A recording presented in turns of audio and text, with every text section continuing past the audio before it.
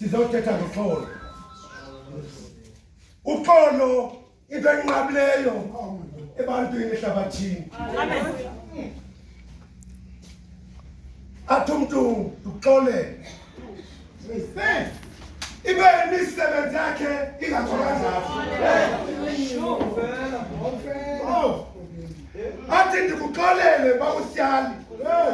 Imisebenzi ayingatsho. Masifanele noYesu. Wava ubuhlungu esemnqamlezweni. Wathi bawo baxolele. Abayazi into abayenza. Emva ubuhlungu. Abantu abayenza lento kuYesu bathi benza into elungileyo. Kodwa umisa ixolo. Aba mna nawe uxolo sinalo. Zinkokheli bomama kwaya.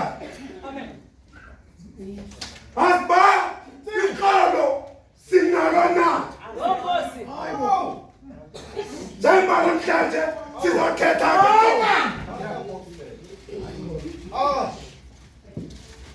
xolo into enqabileyo.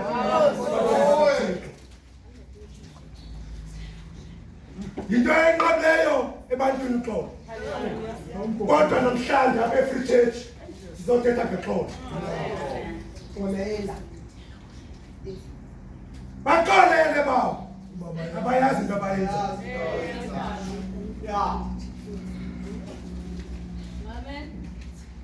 Masinisele uxolo ngenhliziyo zethu zinkokheli zasenkululekweni. Ewe zikhona izinto ezingenzi singaxolelani. Masithethe ngexolo eliphuma ngakuthi ngaphakathi enhliziyweni. Inkosi mayelana noxolo. Ewe ndiyavuyela ke elixolo. Sithetha ngalo namhlanje. Angaye uThixo alifake kuthi enhliziyweni. Nasemakhayeni wethu nasesifemelini zethu. Nenkokheli zethu. Sibamba ngoxolo nakothando. Leli sithetha ngalo namhlanje. Bawo baxolele. Bayazi abayenza.